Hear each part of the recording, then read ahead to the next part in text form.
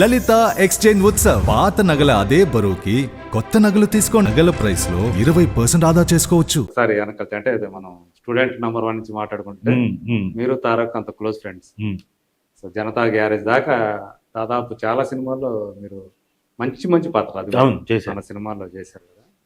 So ఇప్పుడు తను ఎట్లా ఉందంటే మీరు గమనిస్తూ ఉండుంటారు ప్రజెంట్ సినారియోలో అంటే రాజకీయాల్లోకి తనను లాగటం. చంద్రబాబు నాయుడు గారు జైల్లో ఉంటే తను ఇంతవరకు స్పందించలేదని చెప్పేసి ఆ పార్టీ వాళ్ళు అతని మీద ఇచ్చేయటం. దీన్ని మీకు చూస్తామంటే being a friend of Tarak మీకు ఏమనిపిస్తా ఉంది? ఏమనిపించడం అంటే స్పందించాలా, తనకు అసలు ఆ ఇంట్రెస్ట్ ఉందా, పాలిటిక్స్ రావాలని ఇంట్రెస్ట్ ఉందా? సార్ ఇంట్రెస్ట్ ఉన్న రోజున అతనే చెప్తాడు, ఏది వెల్ అహెడ్ చెప్తాడు. గతంలో అంటే ఒక 9 ఏళ్ల క్రితం అంటే లాస్ట్ టైం అంతకుముందు తను ప్రచారం కూడా చేసాడు కాబట్టి న్యాచురల్గా తెలుగుదేశం పార్టీ అంటే ఇంక్లినేషన్ ఉండడం అవన్నీ అందరికీ తెలిసిందే. ప్రచారం చేశాడు, చక్కగా మాట్లాడాడు, అందరూ ఉర్రూతలోగించాడు. అందరికీ అసలు సమ్మోహనం అంటే కొన్ని లక్షల మంది ఉన్నా కానీ అలా అతని స్పీచ్కి నెవరబోయి చూశారు. సో ఇవన్నీ ఇంట్రెస్ట్ డెఫినెట్గా ఉండకుండా ఎలా ఉంటుంది కానీ ఇప్పుడు ఉండకపోవచ్చు, ఇంకో 5 ఏళ్ల తర్వాత ఉండొచ్చు. ప్రజెంట్ తన ఫోకస్ అంతా కెరీర్ మీద అంతే కదా. మరి ఎట్లా అండి, సినిమాలు చేయాలి కదా. కానీ దీన్ని ఎలా చూస్తారు? దీన్ని అతని మీద ఒక నెగటివిటీని బాగా ప్రచారం చేస్తున్నారు. నాకు దాని మీద పెద్ద ఐడియా లేదండి. అంటే అది అందరూ నిజంగా నెగిటివ్ గా ఫీల్ అవుతున్నారా, లేకపోతే ఒక సెట్ ఆఫ్ పీపుల్ కూర్చొని నెగిటివ్ కామెంట్స్ పెట్టిస్తున్నారా అన్నది నాకు కరెక్ట్ గా తెలియట్లేదు. సోషల్ మీడియా అదే అంటున్నా అది ఇంత జరుగుతున్నా ఇంత నెగిటివ్ అతని మీద ప్రచారంలోకి వస్తున్నా కానీ స్పందించట్లేదే. తను ఇది కూడా మళ్ళీ చేస్తున్నారు. సో అతను ఏంటి, ఎందుకు కామ్గా ఉంటున్నాడు అనేది ఒక ప్రశ్నలాగా తయారయ్యి, అది నాకు కరెక్ట్ గా డీటెయిల్స్ తెలియదు. మీరు ఆయనకి స్నేహితుడు కాబట్టి కరెక్ట్ అనుకుంటూ ఉంటారా తెలియదు. అంటే కరెక్ట్ కళ్యాణ్ రామ్ కూడా, వాళ్ళ అన్నయ్య కళ్యాణ్ రామ్ కూడా దాని మీద ఎంతో స్పందించాలి, ఇద్దరు అన్నదమ్ములు ఇద్దరు కూడా. అందుకే చెప్తున్నాను, నాకు డీటెయిల్స్ కరెక్ట్ తెలియనప్పుడు ఏంటి అనేది స్పందించలేదు. అదే ఇప్పుడు ఒకవేళ నాకు తారక్ నుంచో కళ్యాణ్ రామ్ గారి నుంచో ఏమైనా మాటలు తెలిసి ఉంటే దాని మీద స్పందించవచ్చు. తెలియదు కాబట్టి నేను స్పందించడం కరెక్ట్ కాదు. నాకు తెలియదు, కలవలేదు అంతే. కలవకపోవడం వల్లే, కలిసి ఉంటే బహుశా ఎక్కడైనా మాటల్లో ఉండుంటే అది కూడా అప్పుడు కూడా చెప్తాడు, వద్దు మనం ఏం స్పందించొద్దు, లేదు స్పందించవచ్చు అనుకుంటే స్పందిస్తా. నాకు ఫ్రెండ్గా యాజ్ అ ఫ్రెండ్గా చెప్తే yes it's from horse's mouth అని అనుకుంటారు కాబట్టి అవకాశం ఉంది. బట్ నాకు తెలియదు కాబట్టి స్పందించట్లేదు. అదే అయితే చాలా మంది ఏంటంటే స్పందించాల్సిన అవసరం ఉంది దీంట్లో అనేది.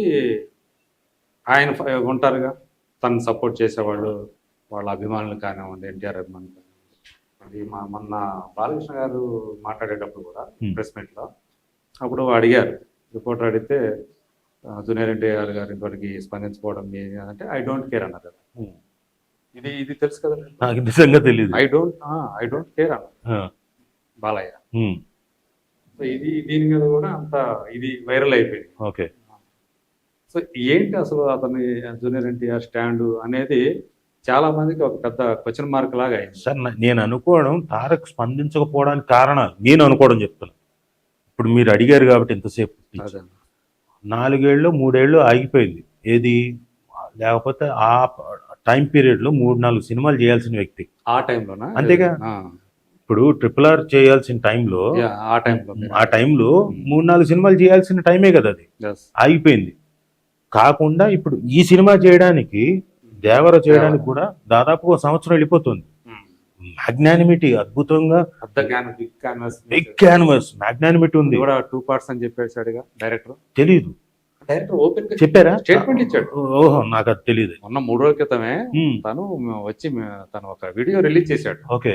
ఇది అంటే మేము మామూలుగా అనుకున్నాం, ఒక సినిమా అనుకున్నాం, కానీ చూస్తా ఉంటే వెళ్తా ఉంటే ఇది అంటే ఒక సీన్ కానీ ఒక డైలాగ్ కానీ మనం దాన్ని తీసేయడానికి లేదనిపిస్తా ఉంది, అందుకని 2 పార్ట్లుగా దీన్ని చేయాలనుకుంటున్నాం ఆయనే వచ్చి కెమెరా వచ్చి చెప్పాడు. మరి చూడండి, రిలీజ్ చేశాడు. ఓకే. మరి ఇంత మ్యాగ్నానిమిటీ ఉన్న అంటే ఈ పీరియడ్ లో యాక్ట్ చేయాల్సిన నేను అనుకోవడం, తనకి న్యాచురల్ గా యాక్టింగ్ అంటే విపరీతం కదా, ఇంకా టైం ఉంది కదా చేయడానికి. వాట్ ఎవర్ ఇంకా రావడానికి కూడా టైం ఉంది కాబట్టి ఉమ్. ఆ, కాబట్టి ఈ సినిమాలు ఇవన్నీ ఎక్కువగా దేని మీద కాన్సన్ట్రేట్ చేద్దాం అనుకుని ఉంటాడు. అదే అందుకని దేని మీద స్పందించకుండా ఉన్నాడేమో అనుకుంటున్నా.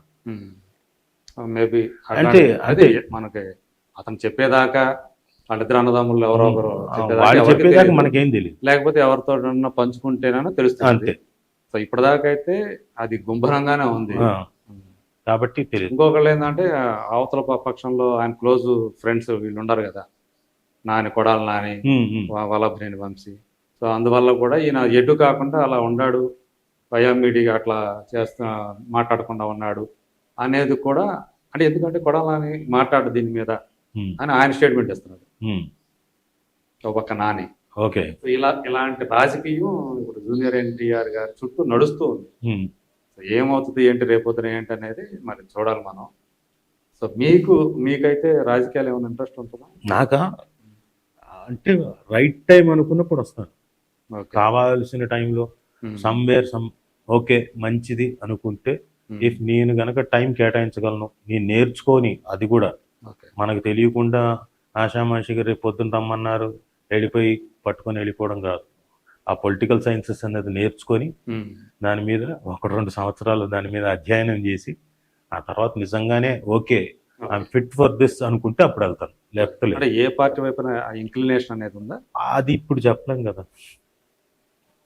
ఓకే. అది ఇప్పుడు చెప్పలేను. అప్పటికేమవుతుందో ఏంటో తెలియదు. కావాలనుకున్నప్పుడు అది ఎప్పుడో తెలియదు. ఇట్ ఆల్ డిపెండ్స్ అండి. ఎందుకంటే సినారియో రోజు రోజుకి ఇండియాలో మారిపోతుంది. ఆ పార్టీ ఈ పార్టీ ఇంకోటి తిట్టుకోవడాలు అన్నది బాగా పెరిగిపోయింది. రాజకీయాలు అంటే ఒకరికి కొమ్ము కాయాలి, ఒకరికి అది ఓకే, ఒకరి నుంచి వ్యతిరేకత ఎదుర్కోవాలి. కరెక్టే. కానీ తిట్టుకోవడాలు అన్నది లేదు కదా. ఇప్పుడు వేరే లెవెల్కి వెళ్ళిపోయింది, వేరే లాంగ్వేజ్ లెవెల్కి వెళ్ళిపోయింది.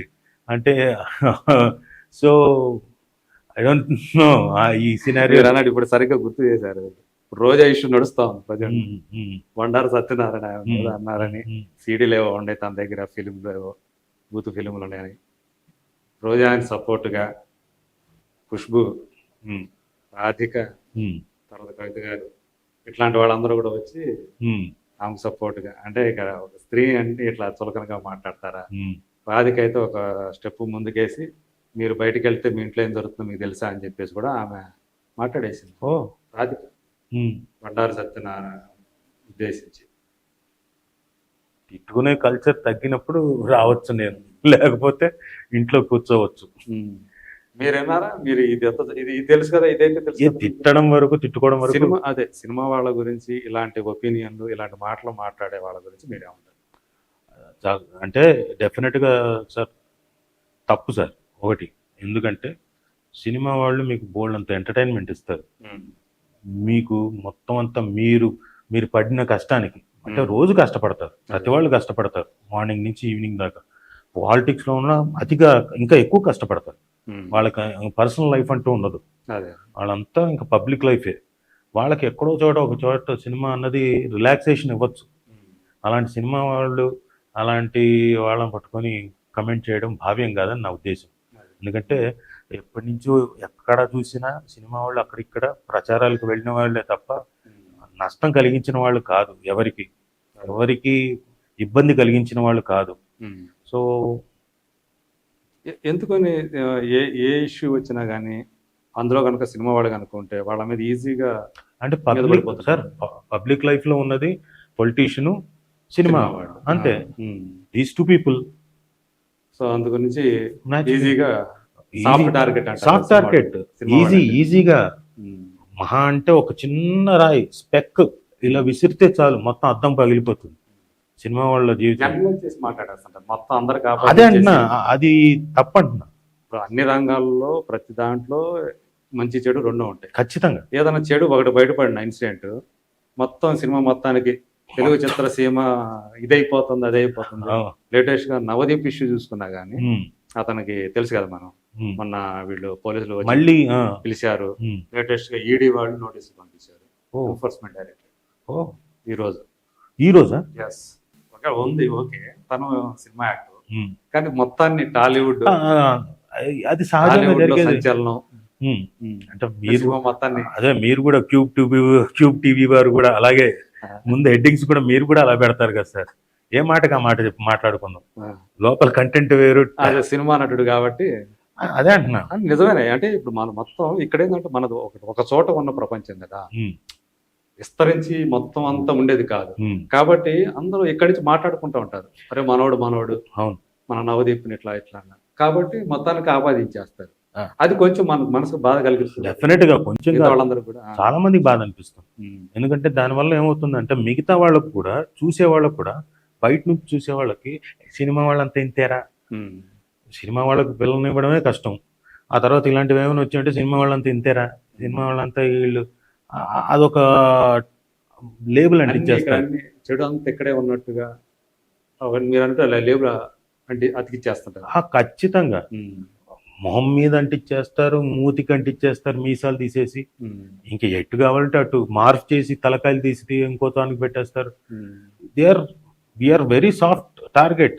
ఎన్ని రకాలుగా మార్ఫ్ చేస్తారు, వాయిస్లు మిమిక్ చేసి పెట్టేస్తారు. అసలు మనమే ఆశ్చర్యపోవాలి, మనం ఎప్పుడు మాట్లాడాము, ఏంటిది ఫోటో ఎప్పుడు దిగాం బాబు, ఇదే డౌట్ మనకే వస్తుంది. అవును, ఇదేంటి మనం ఏమైనా పొరపాటున ఆ రోజున. ఇప్పుడు మార్పింగ్లు ఇవన్నీ పోయినాయి. ఇప్పుడు ఆర్టిఫిషియల్ ఇంటెలిజెన్స్ వచ్చింది, మనుషుల్ని మార్చేస్తున్నారు. ఇప్పుడు తమన్నా కావాలా సాంగ్ స్టెప్లు వేస్తే సిమ్రాన్ వేసినట్టుగా ఆమె ప్లేస్ లో సిమ్రాన్ ఫేస్ పెట్టేశారు, అచ్చం సిమ్రాన్ చేసినట్టే. ఓ ఇప్పుడు మనుషుల్ని